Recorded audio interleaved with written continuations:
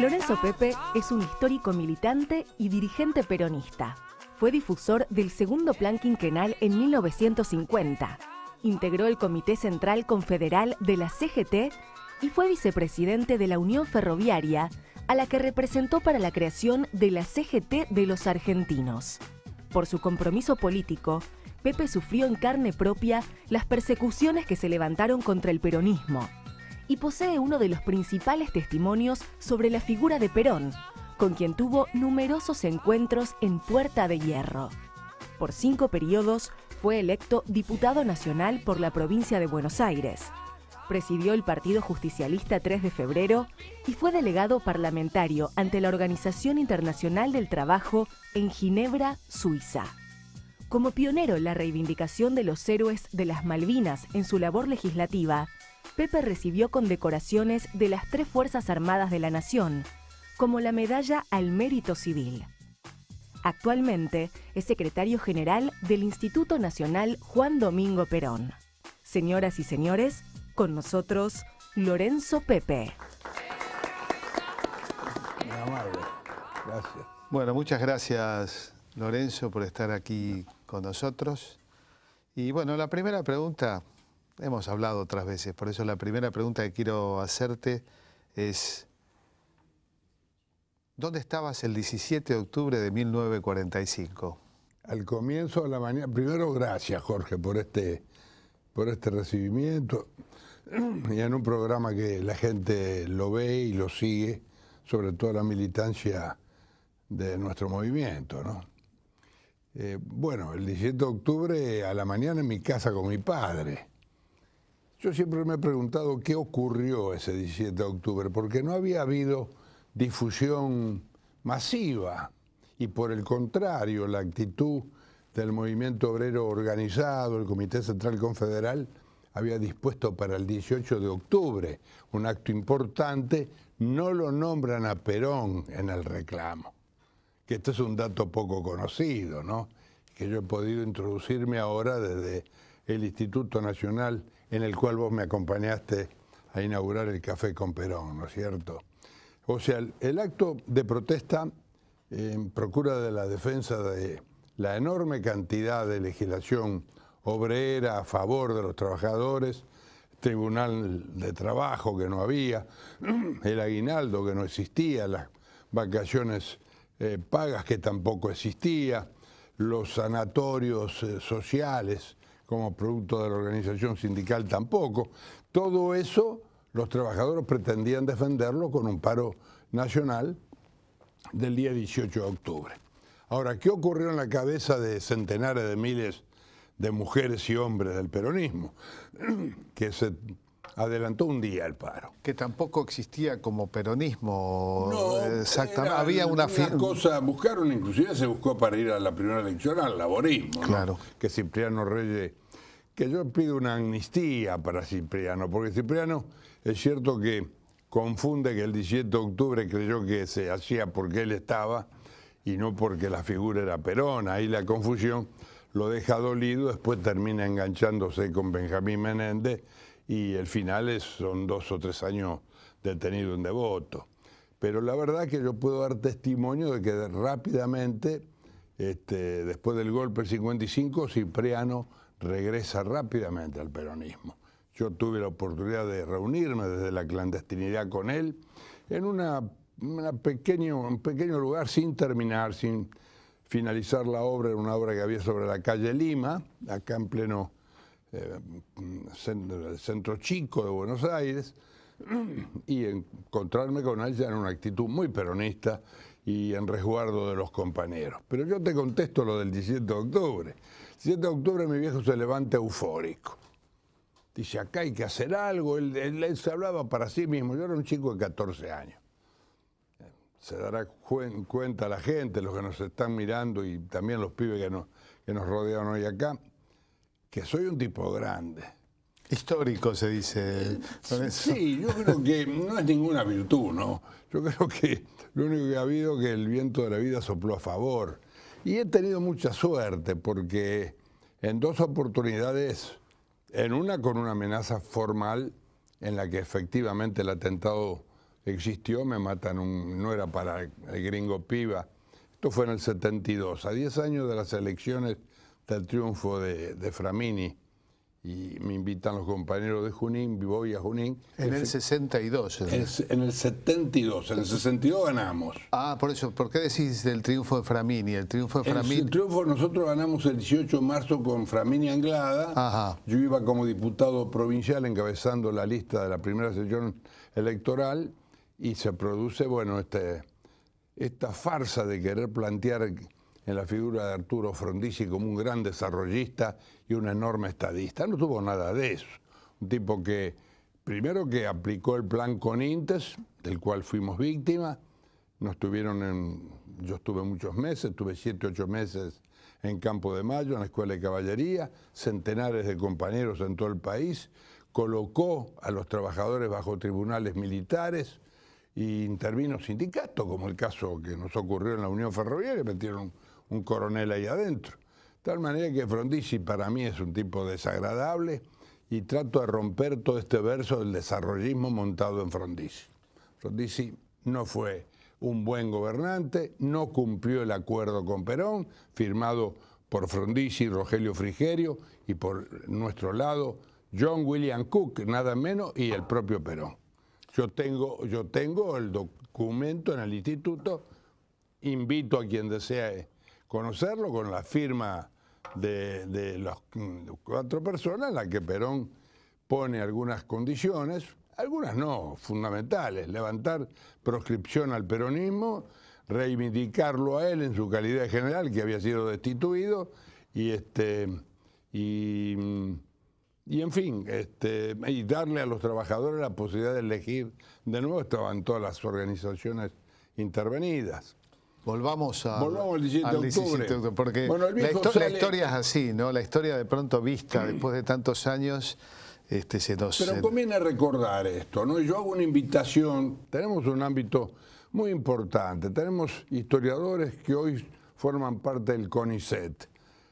Jóvenes que han estudiado cómo ser la lucha y la ruptura del movimiento obrero acá, ya mucho más cercano, cuando uno, representante de un sindicato a quien yo he terminado por querer y respetar mucho, plantea aquella vieja consigna de que para salvarlo a Perón había que enfrentarlo a Perón.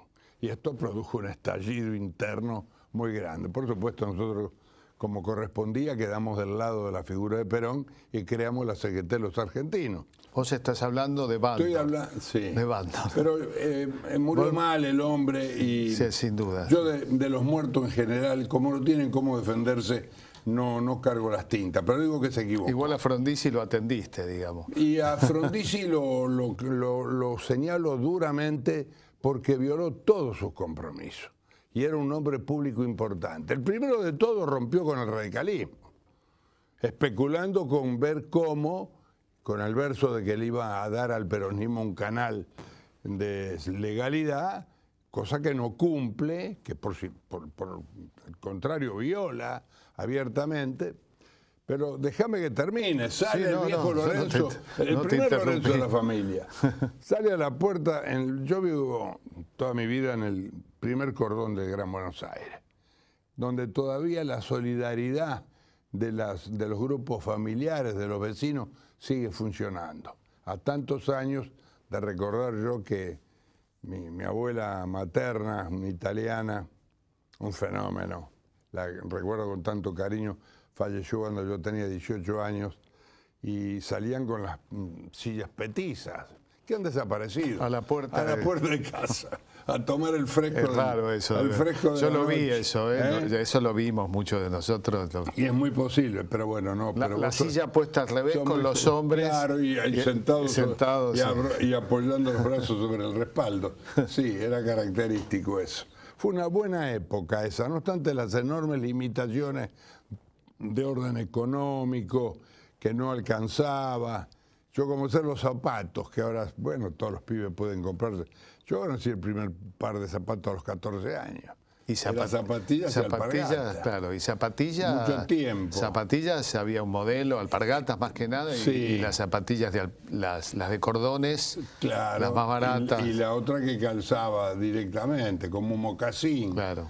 Pero bueno, eso ha quedado en el pasado, pero en ese contexto de humildad y de necesidades, la gente tenía un costado, medio se ha perdido, pero no del todo, repito, en la zona donde todavía las casas son bajas y los vecinos se hablan. Hoy hay muchísima gente que vive en un departamento, en una casa de departamento y no se saludan. Toman el habitáculo del ascensor y no se dicen ni buen día. A mí me ocurre hoy ya muy mayor entrar y decir buenas tardes y me miran todos sorprendidos, ¿no? Pero así me enseñaron cuando era pibe yo.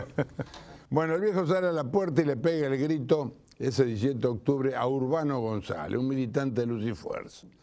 Yo, por supuesto, al lado de él, único hijo, habían fracasado en otras tentativas, bueno, al último yo quedé solito, me hubiera gustado tener un hermano, sobre todo en esta etapa de mi vida, del final de la vida, tener un hermano menor con quien poder conversar, cosas que no es fácil encontrarlo en un amigo, salvo que sea un amigo del alma, pero ¿hay amigos del alma? Pregunto porque yo me di cuenta de que lo tenía cuando se me murió el amigo del alma, que era el doctor Ernesto Nogués, el día que, de esto hace 5 o 6 años, me acompañó a mí los 20 años en el Congreso como asesor en los temas de salud. La primera ley antitabáquica fue mía, la 23344 que decía el fumar es perjudicial para la salud, que era muy nimio, ¿no? Era muy pequeño, pero que fue el primer paso. Y luego Cristina la toma como base y la endurece, que bueno, ya no se puede fumar en los lugares públicos, y me parece de lo más razonable, que quiera fumar que lo haga solo y se enferme solo, no que enferme a los demás. Le pega el grito, vuelvo al 17, le pega el grito a Urbano González. Urbano, entonces, pásalo, eso fue un grito, ¿no? Tenemos que ir a la Plaza de Mayo a rescatarlo al coronel Perón. Y a mí me quedó muy grabado eso, ¿no? Y era en la época en que los pibes de 14 años, preadolescentes, no le podían discutir nada al padre. Yo no digo que era ni bueno ni malo, era diferente. Me dijo, dame la mano. No me dijo, ¿querés venir? No me invitó mi viejo. Sí, dame la mano. Bueno, agarré la mano y me soltó en retiro. Y fuimos caminando, que ya había muchísima gente. Llegamos, yo vi algo extraño, que después con el paso de los años tomé la dimensión de lo que estaba ocurriendo políticamente. En ese momento no lo tenía calculado, iba de la mano de un viejo militante del socialismo, mi padre venía del socialismo, y fue de los que tantos socialistas como Atilio Bramuglia, Ángel Borlenghi, José María Freire, eran hombres que venían del socialismo, que de alguna manera acompañaron al doctor Enrique Digman, que era un viejecito ya muy mayor, médico, que formaba parte del socialismo tradicional, lo rompe y crea el socialismo para la Revolución Nacional, para acompañarlo a Perón, sin pedirle nada a Perón, ¿eh? Entonces, ya había muchos socialistas. Digamos, ¿por qué Perón es un hombre que entendió tanto el tema social? Porque él confiesa, yo lo tengo grabado,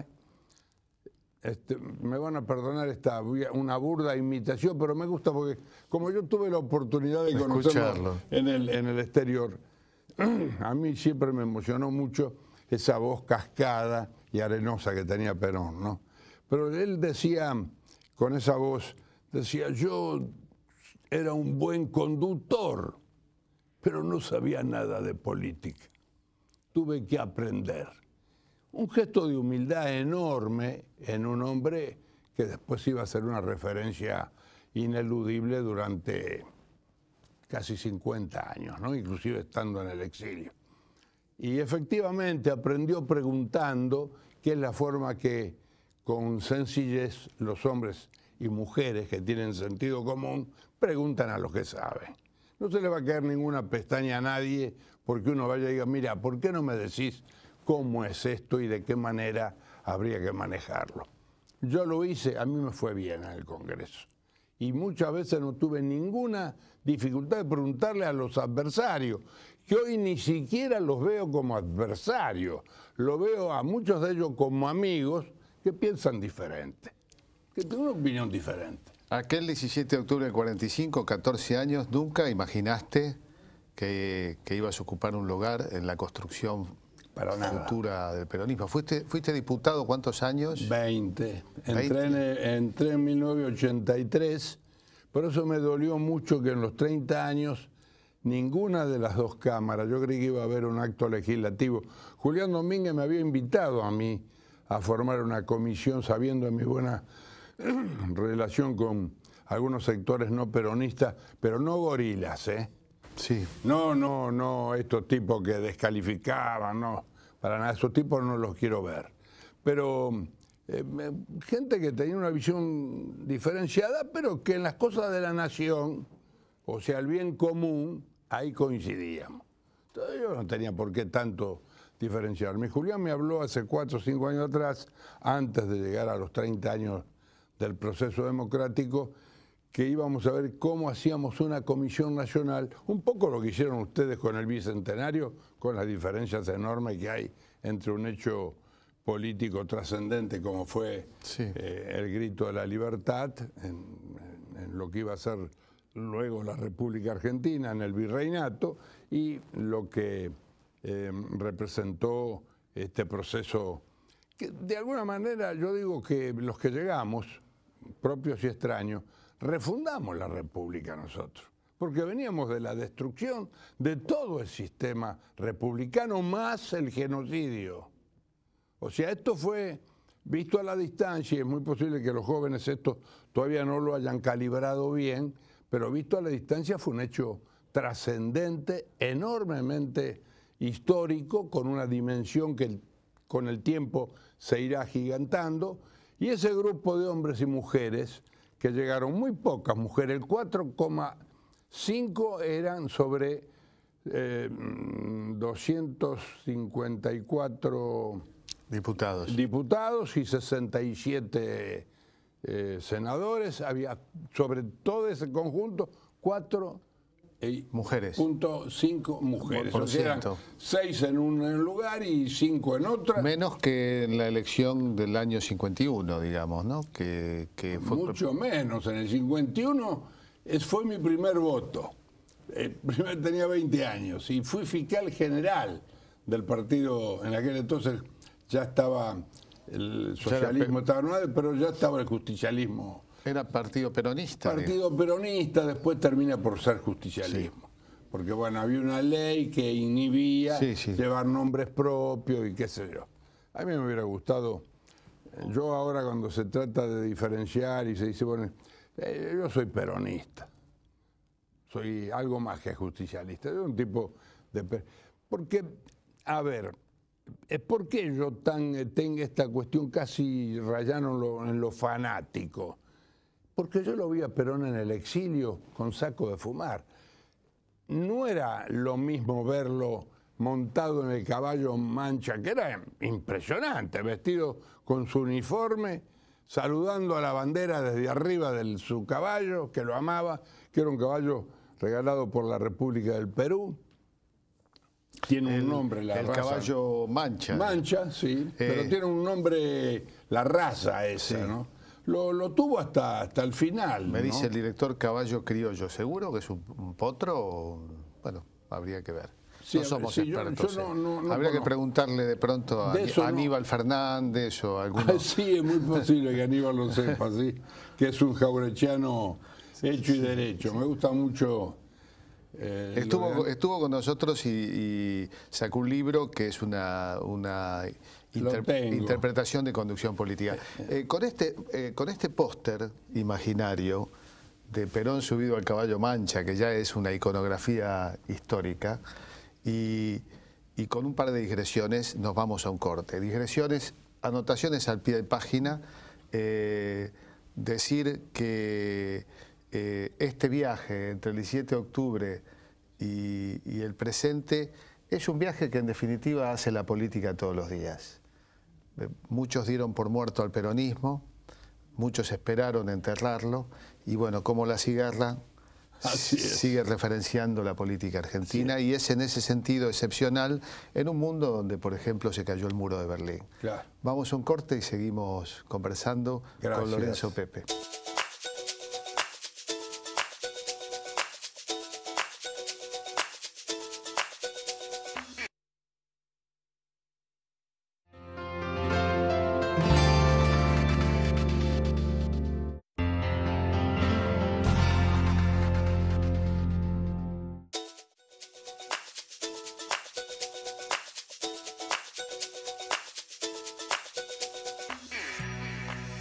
Tú, como trabajador, vos... Soy técnico mecánico de base. Ferroviario. Ferroviario, me especialicé en el transporte ferroviario. Y bueno, ahí inicié, ¿no? Pero luego de la mano del peronismo llegué al Colegio Nacional de Buenos Aires con 167 compañeros más, mujeres también había. En el Colegio Nacional de Buenos Aires. Sí, el Nacional de Buenos Aires. El Nacional de Buenos Aires, el de la calle Bolívar. Sí, sí.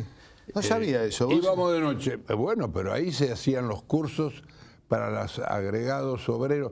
Tampoco la gente sabe hasta dónde la revolución peronista llevó a los trabajadores a los primeros planos. Crearon agregadurías obreras diplomáticas en cada embajada del mundo.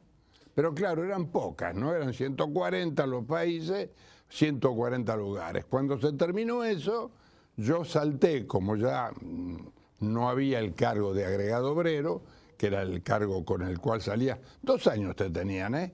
Con los mejores sociólogos, politólogos, hasta Arturo Jaureche pasó por ahí. Daban clases. Daba clases allí. No, era una cosa muy importante. Para formar diplomáticos obreros. Para que los tipos se pudieran desenvolver con el nivel que exigía nada menos que una representación diplomática en el exterior de un país como Argentina pretendió ser siempre un poco la cabeza de América Latina. Esto se ha perdido.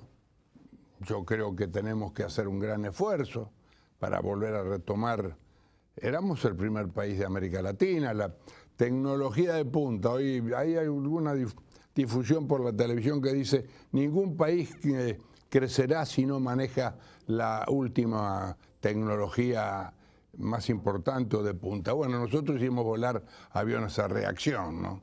Que no era moco de pavo, era una cosa muy importante desde el punto de vista del avance enorme que el país había tenido. En fin, terminamos eso ahí, nos mandaron a la Facultad de Derecho. Eran 2 años más en la Facultad de Derecho, con un curso para idóneo en legislación laboral. A mí me toma el golpe del 55 en el año y medio que estaba haciendo ese curso. Esto fue lo que yo hice y después aprendí leyendo. Yo le digo a mi hijo como ser que ahora con el tema de la notebook y la internet y no sé cuánto, y el iPhone y qué sé yo, el libro ha desaparecido. Pero el libro es un regalo precioso que uno tiene, porque uno se compenetra mucho de eso de... Pero claro, estoy hablando de una época que ha desaparecido, no había televisión. Yo tenía una pequeña radio Philips, yo era un joven, tendría 20 años, y bueno, escuchaba, me gustaba la música suave. No existía la frecuencia modulada, No había existía solamente amplitud modulada, que son las radios de largo alcance. Y mucha música había, ¿no? Había muy poca. Y además, la mañana, sí. Música que se hacía dentro de la radio, había orquestas que tocaban dentro de la radio. Había anfiteatros en la que... Sí, sí, y leía. Y así leí casi todos los clásicos, ¿no? Yo soy un tipo que muchísimas cosas las aprendí leyendo. Igual vos sabés que en torno a la lectura, digamos, yo comparo, ¿no? Porque en la Argentina nos ha tocado lamentablemente periodos de interrupción de la democracia, y yo veo a mi hija, que está en el secundario, y lee más y mejor de lo que leía yo en el secundario. Esto hay que decirlo. Es bueno eso. También está un gran tiempo que pasan en la computadora, pero debo comentar que hoy hay apertura a textos que de pronto nosotros no teníamos. Nosotros no salíamos de Juvenilia, El Matadero, o sea, leíamos lo que sería la literatura fundacional, pero jamás íbamos a acceder de pronto a bueno, no solo leer, sino a escribir. Esto lo digo en reconocimiento de los últimos años donde hay cambios, ¿no? También en tecnología, obviamente, no fabricamos aviones, lo fabrica Brasil, pero hemos fabricado un satélite. Bueno, eso sí, eso instalamos una significación enorme. ¿Sabes por qué hay que recordarlo? Porque hay que recordarlo porque cuando no se tuvo presente en el 55 se perdió.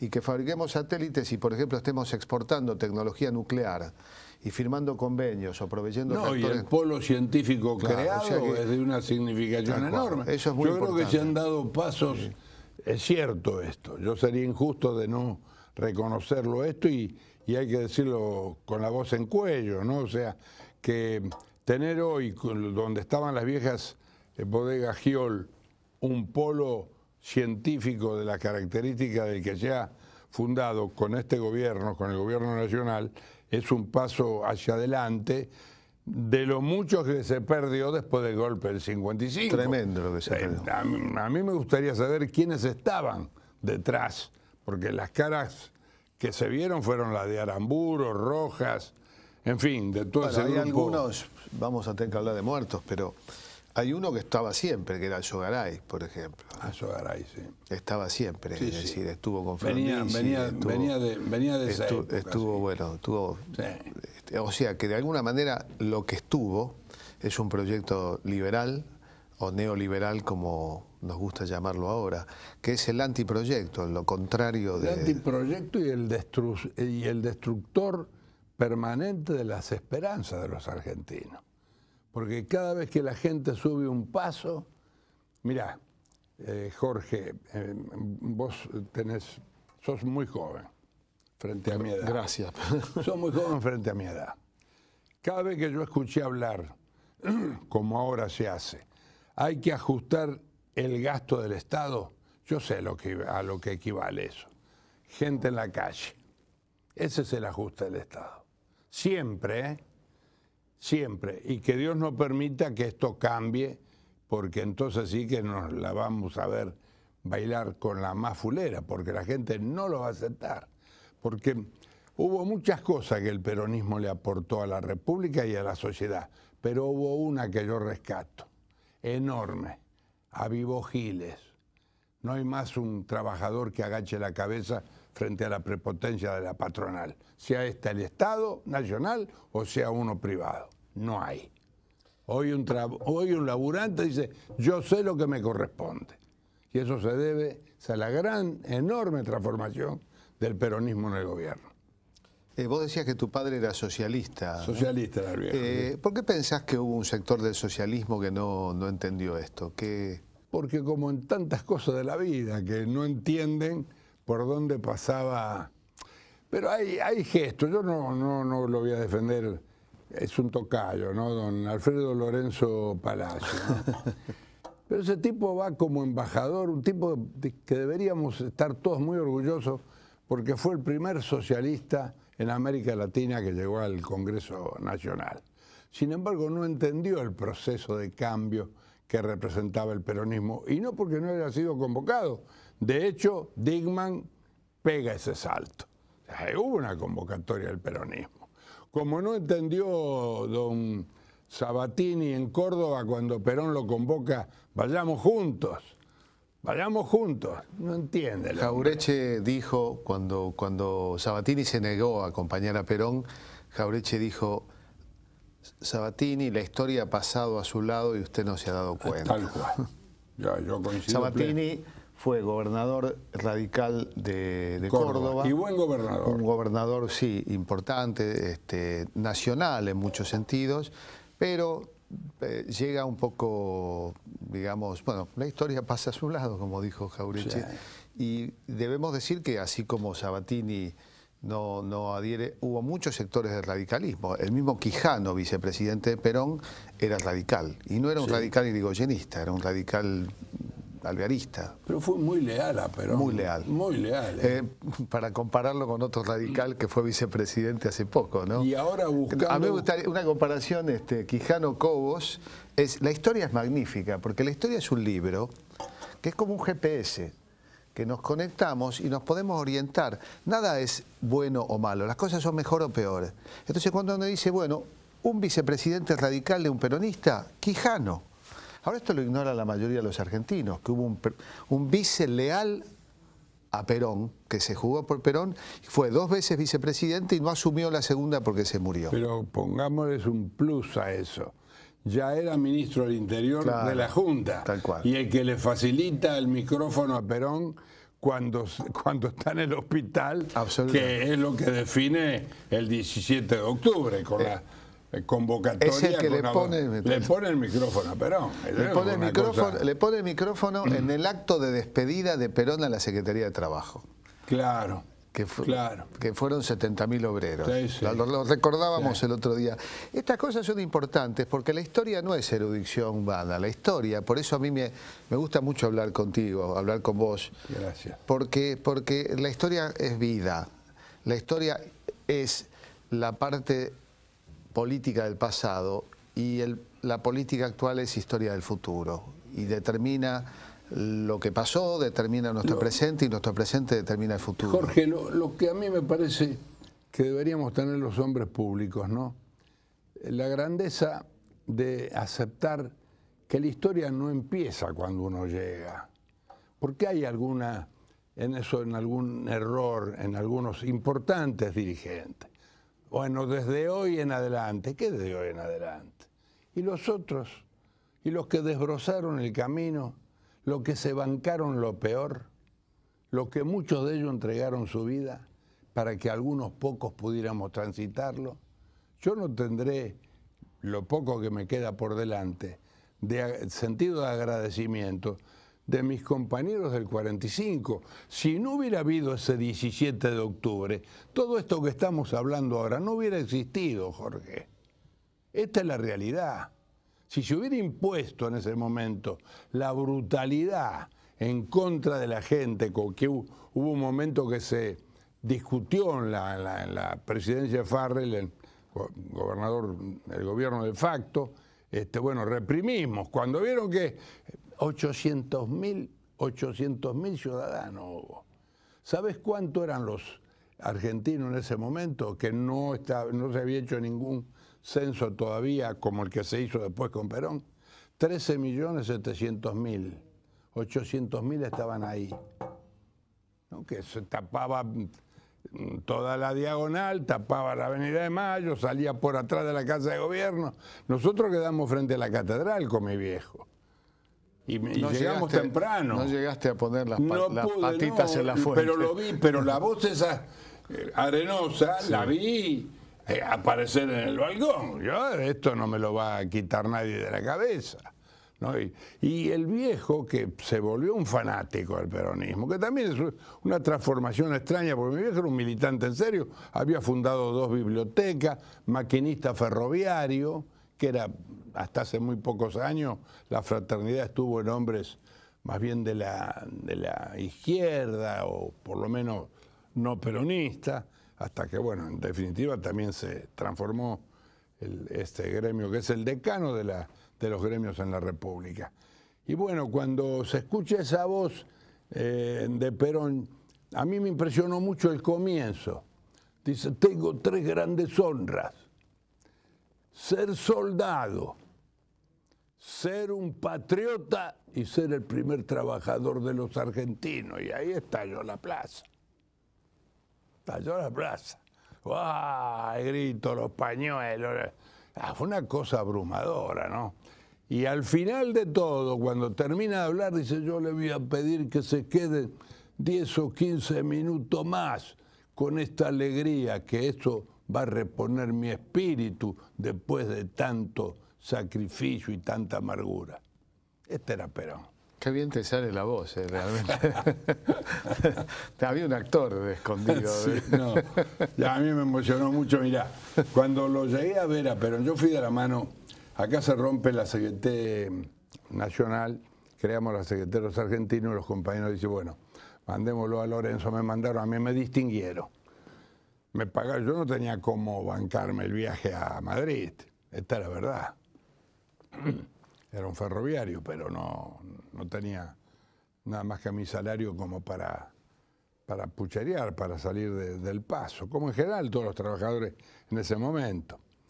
Y cuando llego, me lo colocan a Jorge Paladino, porque Jerónimo Remorino puso... ¿Te acuerdas? Jerónimo fue ministro de Relaciones Exteriores. Fue ministro de Relaciones Exteriores, sí. El anteúltimo, que renunció después del bombardeo del 16 de junio del 56. Después del 16 de junio, pero sí. fue embajador varios años. Pero no dejó de ser peronista. No. Bueno, él vivía en el edificio Cábana, ahí me citó, y ahí fue donde le dio la directiva a quien era su secretario, Jorge Paladino, que después fue... Paladino fue secretario de Remorino. Acá se aprende. Y un amigo muy cercano a Remorino. Bueno, me lo coloca como para saber qué era lo que hacía yo en Madrid, creyendo que el ingreso a verlo a Perón iba a ser también con él, y no fue así, pero no quiso. No, que venga Lorenzo. Hacemos un corte y en el próximo bloque me contás el encuentro con Perón. Sí. ¿Dónde fue? En Madrid, en la Quinta 17, Puerta de Hierro, en la Quinta 17 de octubre. En la Quinta 17 de octubre. Bueno, vamos a un corte entonces y seguimos hablando con Lorenzo Pepe.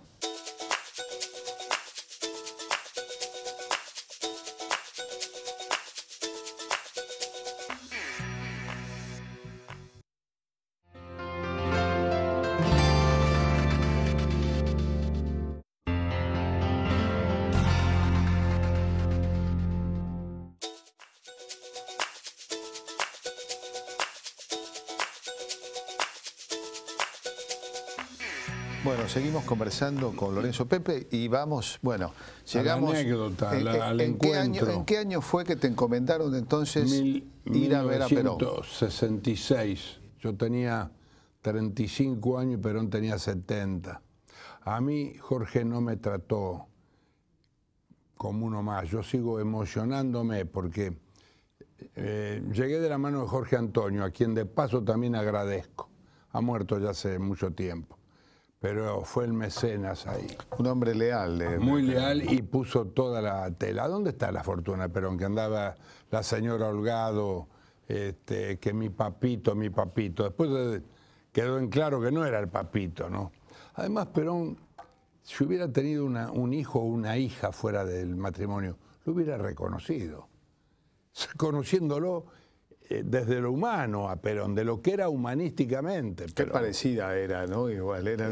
Ella se hacía todo el peinado. Bueno, si es por la voz, por ahí vos eras hijo de Perón. Sí, podría ser, pero no lo era, no lo era. Y yo creo que lo hubiera reconocido.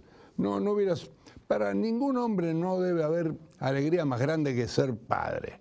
Una mujer, ser madre, ¿no? Me parece que es una enorme alegría que le llena. Se dice que él tenía un problema producto de un accidente con la moto. Igual, bueno, en este programa estuvo el doctor Hipólito Barreiro, que hizo una interesante investigación sobre el lugar de nacimiento, y él sostenía que con las técnicas modernas existía la factibilidad de que Perón... ¿En aquel entonces? No, con las técnicas actuales. Ahora. Pero también él aseguraba que Isabel había quedado embarazada y que había perdido 2 veces. ¿Ah, sí? Sí.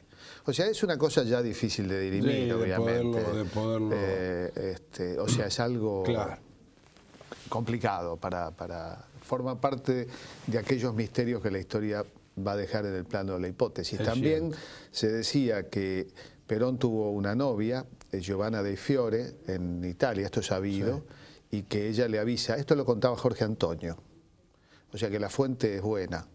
Y Jorge Antonio contaba de que Giovanna Dei Fiore le comunica que está embarazada a Perón por carta, la guerra lo separa, porque no había manera de comunicarse, y Perón le encomienda luego ubicarla a Giovanna Dei Fiore, y lo único que logra averiguar es que había pasado por un convento durante la guerra con una beba, y a partir de ahí se pierde todo rastro.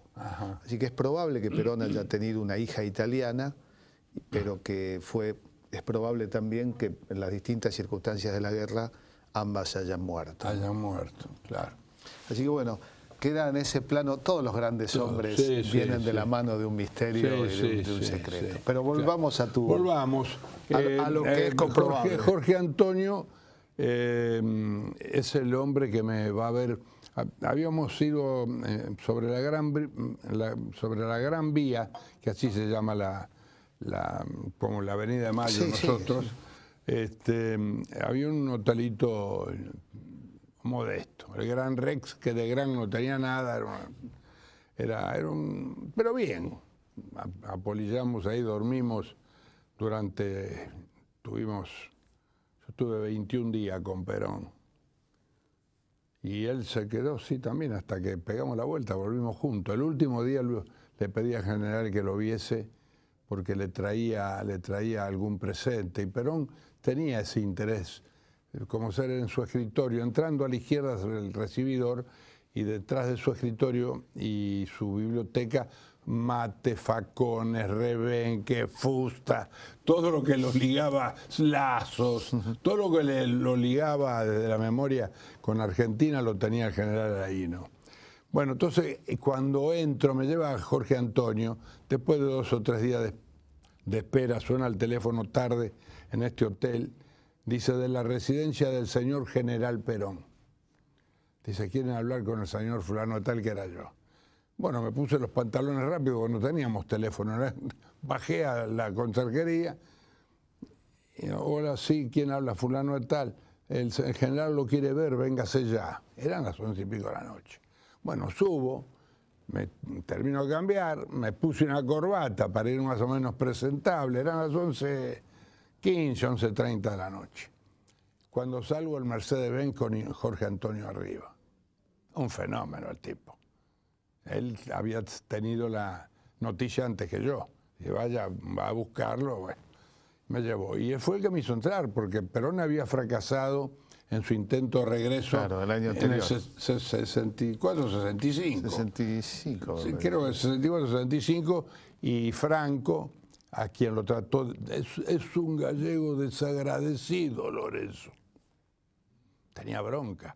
Si vos ves la filmación, cuando él regresa allá definitivamente con Cámpora al lado, se lo habían puesto al gallego Franco, al español Franco al lado, y él va tomando distancia, lo va dejando solo. Él no quiso ir junto con Franco hasta el avión a subir. No le tenía ninguna simpatía, porque nunca lo recibió en 18 años. De los 18 años y medio, casi 19, estuvo 16 en España. Mucho tiempo. Que era como para ser recibido, un hombre que los ayudó a salir del hambre cuando, después de la guerra, le mandó los barcos con trigo. Crean un boicot enorme que morían de hambre los españoles. Bueno, la cosa es que yo era la misma altura, pero la mitad, muy, muy delgadito. Entonces yo lo veo a Perón esperándome en el Porsche con un saco de fumar. Hoy los pibes no saben qué es, pero en aquel entonces el tipo fumaba mucho. Yo no sabía que fumaba tanto, ¿eh? Y de hecho murió después con un problema arterial serio cuando llega, ¿no? Se había tenido un infarto. Es que también esto haría falta otro programa para explicar por qué el regreso de Perón y por qué quiso venir Perón, ¿no? Pero bueno, él estaba con las 2 manos en el bolsillo, la sacó. Había 3 escalones, yo vi ahí para mí la figura más emblemática, más conmovedora. Yo ya, repito, tenía 35 años, Perón 70. Entonces yo voy tirando la mano y me dice de lejos, no dice, ¿cómo le va a Lorenzo? Que es una forma de acercarse. Si no hubiera dicho, ¿cómo le va a Pepe? ¿No? Que es un cristal en el medio. Claro. Cuando tratas a la gente por el nombre, por el apodo, es un gesto de acercamiento y de afecto y de cariño en algunos casos. Entonces yo quedé muy sorprendido, bien, entonces yo iba con la manito tendida. Dice, la mano no, Lorenzo, el abrazo. Y me apretó fuertemente, aún hoy se me atraviesa en la garganta, porque yo sabía que me estaba abrazando el más grande de los grandes en Argentina, y no sé si en América Latina. Y así me recibió, con un abrazo, apretándome sobre el pecho. Aún hoy me conmueve. Y después tuvimos larguísimas charlas. Me llevé la sorpresa, yo iba a explicarle la ruptura de él acá en Argentina. Le digo, bueno, dice, dígame qué lo trae, Lorenzo. Él sabía todo. Le digo, bueno, vengo a explicarle. Dice, espere que yo le cuento. Y me contó con las cosas con mayor precisión que las que yo le podía haber aportado. Y ya después ahí se creó una corriente de... Creo que vio en mí un tipo joven, militante, que recién aparecía, porque yo había salido electo en el 62, en la elección esta de la cual hablábamos, hacía 4 años de eso. Juan Carlos Lolaberri, que se acaba de fallecer, que fue el que lo sucedió a Framini como secretario general de la Asociación Obrera Textil, de la OET, habló mucho y bien de mi persona, porque yo era un pendejo, era un pibe, pero tenía una polenta y abría los actos de Framini. Framini fue para mí un extraordinario personaje de la vida sindical y política, ¿no? Entre paréntesis, absolutamente leal a la figura Perón, nunca tuvo duda dónde estar parado, Andrés. Otros sí, pero no él. Y bueno, terminamos, terminé yo escuchándolo durante muchos, sí, ahí es lo que aparecieron los no alineados, porque él explicaba que la tercera posición no era el tercer mundo de la pobreza, que la tercera posición era una posición... Dijo una cosa que a mí me interesó mucho y realmente le he repetido y ahora lo voy a volver a hacer. Dice, era bueno un mundo bipolar, Lorenzo. Sí, general, ¿por qué? Porque mientras los grandes se pelean por el medio pasábamos los chicos. Era cierto. Si nosotros pudimos llegar a construir el avión a reacción, un Pulque que daba 1050 kilómetros por hora, símil del Sabre de los norteamericanos y un símil del MiG-15 de los soviéticos. ¿Por qué? Porque los planos eran alemanes, los 3 eran exactamente iguales, del mismo prototipo. Llegamos a construir 5 aviones. No todos anduvieron bien. Los primeros, el Pulque 1, ese fracasó. Ese fue un ingeniero francés. Claro, pero después ya, como vino Kurt Tank, como ser el alemán, claro, Kurt Tank, sí. Que terminó siendo el ingeniero del desarrollo de un avión equivalente en la India. En la India. Y se decía que era una prueba, Kurt Tank, una prueba del filonazismo, de peronismo, cuando en realidad todos los científicos alemanes se los repartieron entre los rusos y los norteamericanos. Pero si a Von Braun... ¿Cuántas sonceras, ¿no? Von Braun, que llevaba el número 3 de afiliado al nazismo, y fue el que bombardeó a Londres durante 3 años con las bombas voladoras, primero la B1, después la B2, lo hicieron ciudadano ilustre de los Estados Unidos, los norteamericanos. Ahora a ellos nadie los tilda de nazifascista. Y a nosotros vino acá un alemán a ayudar, sí. No, es muy extraña la historia, ¿no? Desmantelar un proyecto nacional y popular es obviamente tarea... Por eso cuesta mucho. Central y tienen poder de fuego, sobre todo un poder comunicacional y un poder de colonización intelectual muy grande. Sin duda, Jorge. En eso han ganado siempre. Bueno, y no tenemos prácticamente tiempo, pero llegaste a diputado en el 83. En el 83 y me fui en el 2003. Quiero decir una cosa. En honor a quienes llegaron al gobierno, en este caso, todo el mundo ha dicho que la democracia tuvo un padre. Y es cierto. El primer presidente fue Alfonsín, fue don Raúl Alfonsín, a quien yo conocí en alguna oportunidad y tengo por él desde la memoria respeto y consideración. Pero los parteros estuvimos en el Congreso. Los parteros de ese padre de la democracia estuvieron en el Congreso. Si no hubiera habido un Congreso con espíritu de tolerancia, con discursos elevados, en la que no se buscaba golpear a la gente, sino por el contrario, sobrevolar, no había necesidad de decir usted es tal cosa. No, yo en la defensa de la ley Mucci, pretendida reforma que cada tanto aparece como para liquidar al modelo sindical del peronismo, que es verdaderamente transparente, porque es mentira que no hay posibilidad de que las minorías entren, no hay posibilidad de que lleguen a conducir el gremio. Esto es cierto, pero hay minorías. Yo estuve en la Unión Ferroviaria seccionales, cuando yo la presidía, la Unión Ferroviaria, durante muy breve tiempo, 4 años, y de ahí nos sacaron a punta de pistola, terminamos todo, le hicimos un paro muy grande, nosotros ya estaba en el 66, ya estaba Onganía, sí, le metió a un coronel, Miranda Naón, Carlos Miranda Naón, como interventor, y nos metieron a todo en desviación de...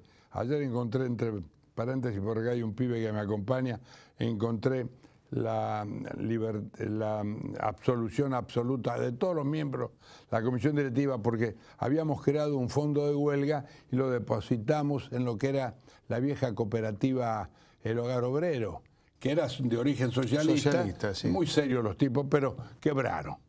Bueno, ahí estaba la plata. Ahora, lo que no pudimos saber es dónde había ido la plata después que pasó el coronel, ¿no? Por el manejo de la Unión Ferroviaria.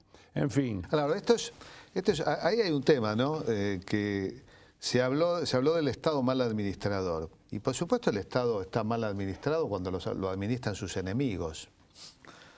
¿No? Es decir, el Estado argentino no fue mal administrador, fueron malos administradores, los neoliberales, que con golpes militares o con democracias devaluadas administraron el Estado y lo quebraron, lo reventaron y lo pudrieron por dentro. Un ejemplo, Altos Hornos Zapla, donde de pronto había 80 militares gerenciando, todo militar en retiro lo mandaban a Zapla, y bueno, por supuesto la quiebra fue... Terminó reventando. Lo mismo podemos decir del YPF y del modo en que se hacía la estructura del Estado funcional a los enemigos del Estado. Los ferrocarriles son otro ejemplo, etcétera, sí. Etcétera. El Estado, sin duda, no solo puede ser bien administrado, sino que va a estar en áreas donde el interés privado no va porque no le conviene, ¿no?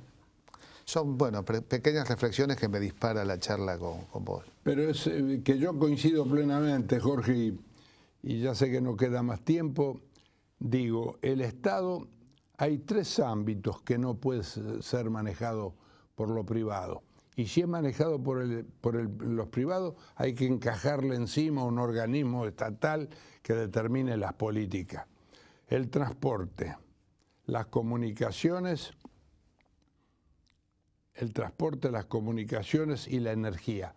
Estas 3 áreas en cualquier país soberano del mundo son manejadas por el Estado. Y si no son manejadas por el Estado, le ponen encima un cubilete que controle absolutamente en función del interés de la integración regional, cultural, económica. Eso el Estado es el que lo determina.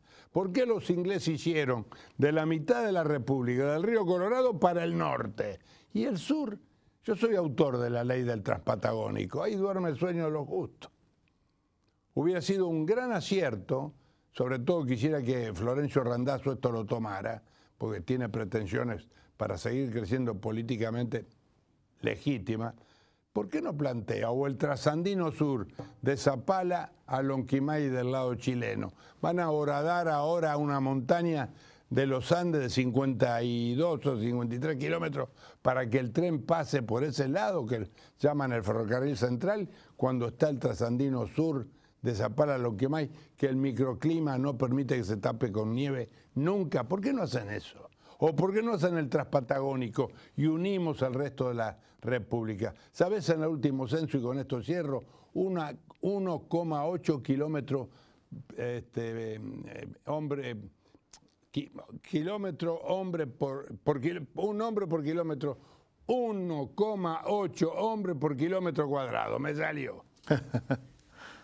O sea, fíjate vos lo que hay. También es indudable que en los últimos años se produjeron avances en los ferrocarriles. No, pero sí, pero estamos todos sobre la zona metropolitana. Sí, claro. Hay que pensarse que nuestra gente del interior se merece ser tenida en cuenta. Ya nunca más un colla de la quebrada de Moahuaca ha podido venir a Buenos Aires. Le sale casi 3.000 pesos el traslado en ómnibus y aquí sería 400 pesos.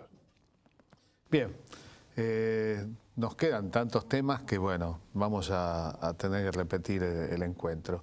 Te voy a hacer 2 regalos. Bueno, Caras y Caretas, que es una revista conocida, una de las más viejas, que ahora se vende por suscripción. Y te voy a dar otra joyita que yo no sé si ya la viste, por ahí la tenés, pero bueno, de paso es la versión en portugués de la comunidad organizada de Perón. Ah, no sabía. Se llama A Comunidade Organizada, hecha con el Instituto FEPESNA y la entonces Secretaría de Cultura, actual Ministerio de Cultura de la Nación. Te agradezco mucho. Y como yo no traje nada, te voy a regalar la bandera de la patria. Casi nada. Muchísimas gracias. Gracias. Espero que en la próxima te la vea colocada en ya la está. solapa. Gracias, Jorge. Gracias. Fuiste muy gentil. Gracias.